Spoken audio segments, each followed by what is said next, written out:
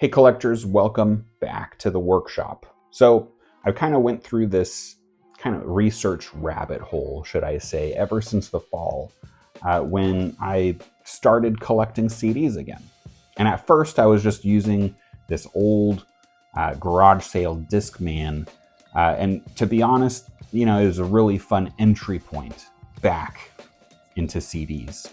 But I quickly realized that, yeah, this is probably not going to satisfy that itch for the amateur hi-fi collector that I am, and that, I wanted something a little bit more substantial. So naturally, at that stage, I did what most of us do, and I went online. And doing that, suddenly, I find myself looking at dedicated CD players from brands like Onkyo or Yamaha, or even entry-level setups, around the $150, $200 range from brands like Fosse or Fio. But once you start looking at just those devices alone, it's easy to take it just one step farther, and now you're getting recommendations from people on setups or devices that are $500 or more. Like, that's totally normal expectations. And so it didn't take me very long to realize that I'd be spending a decent amount of money on something that I just really want to plug in, that will play CDs, and that will sound great enough. I'm not looking for perfection. Really, I'm not even necessarily looking for absolute reference quality. What I want is just the act of putting in a CD and listening to music to feel special again. And so I think I found the solution.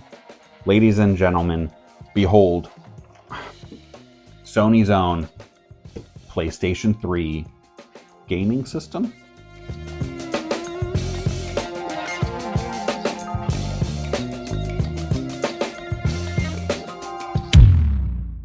Now, if you're a little bit younger, or maybe you just knew the PlayStation 3 as that one console that had Skyrim on it, it's a little bit hard to explain how overbuilt this system was for the time it came out. The PS3 launched in late 2006, and Sony really just cram-packed this thing full of all sorts of features. They had one mission with this system, really, and that was they were going to build the center of your entire entertainment setup, which I'll get back to in a little bit. But really, depending on which model PlayStation you had, this thing could do DVD and Blu-ray playback, CD playback. It plays PlayStation 3 games, obviously, PlayStation 1 games. If you have a very early model, also backwards compatible with PlayStation 2 games. It had early media streaming. It has HDMI audio. It has optical audio output. And in some early models as well, it even had the capacity to play SACDs. Now here's the part that kind of surprised me the most about this system. It isn't just fine at playing CDs. There are actual audio communities out there that still talk about these things, and that's because of the actual quality audio hardware that were put into them. Because remember, Sony was not just making gaming consoles back then. This is the same company behind the Walkman, the Discman, audio receivers, even studio equipment. Audio mattered to Sony quite a bit, and with the PlayStation 3, you can tell. You had quality digital output options, as well as support for high quality audio formats, and depending on your setup, the PlayStation 3 could either function as a CD player itself using its own internal DAC, or digital to analog converter, or as a transport feeding into its own external DAC or a receiver.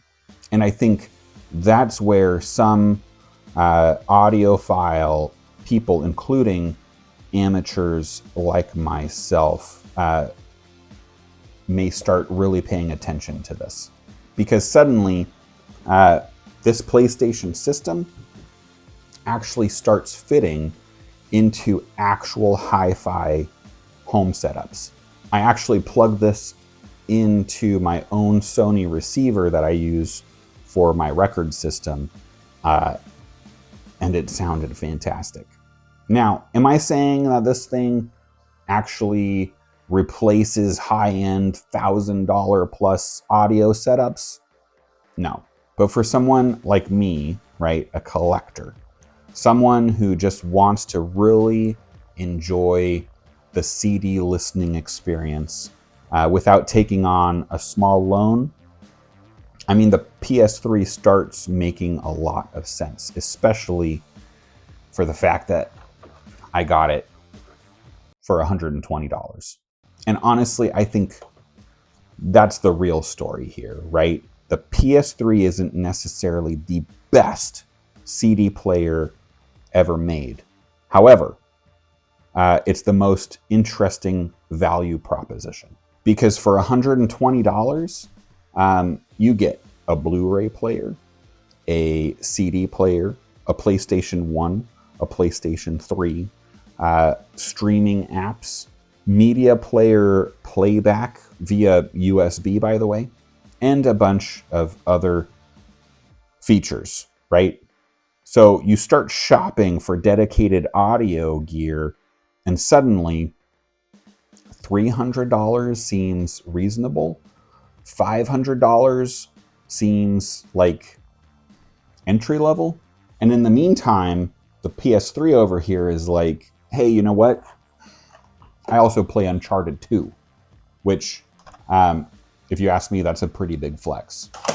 But I'm starting to think that the reason this thing is connecting so much with collectors like myself is because the PlayStation 3 really represents a very specific era of media, right?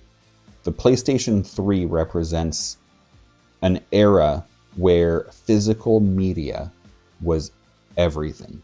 Games were physical, movies were physical, music was physical, and the PlayStation 3 sat in the middle of all of it. It's one of the last devices that genuinely feels like it was designed around ownership. Even though it eventually led there, you know, this is a time of no subscriptions, no streaming licenses, no, this content might leave the platform next month. You buy the disc, you put it in, and it worked.